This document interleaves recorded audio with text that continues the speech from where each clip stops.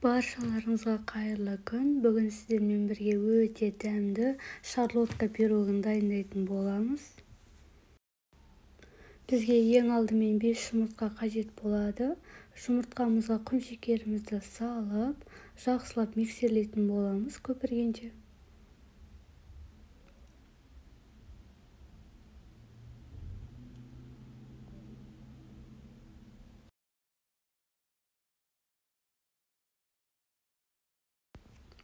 Содан соң сары майымызды қосамыз.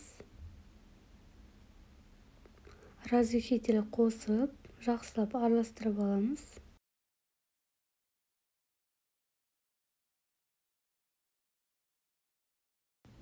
Ұнымызды електен өткізіп қосамыз.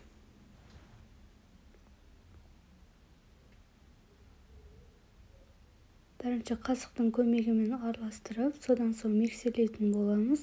Пирогымыз түйіршік болмауы қажет. Жақсылап миксерлеп алыңыздар.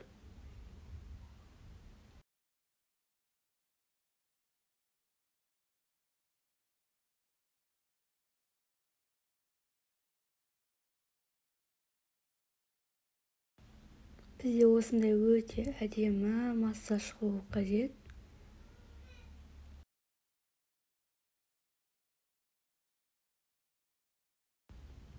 Пирогымызды формаға құйып, осылай алмаларды жуып тазалап, осылай жұқа етіп турап аламыз. Алмаларымызды пирогтың бетіне қоямыз. Алманы қалауларыңыз бойынша қосасыздар, қанша қаласаңыздар. Алмаларыңыз тәтті болғаны жақсы, пирог өте дәмді шығады.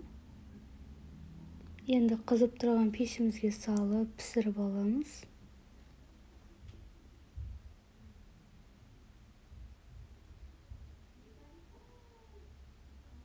Бізде осындай өте әдемі шарлотка пирогы шықты.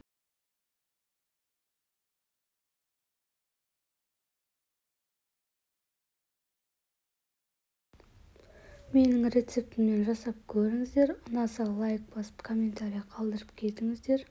Менің каналыма көптеген рецептер шығатын болады, жазылып қойыңыздар.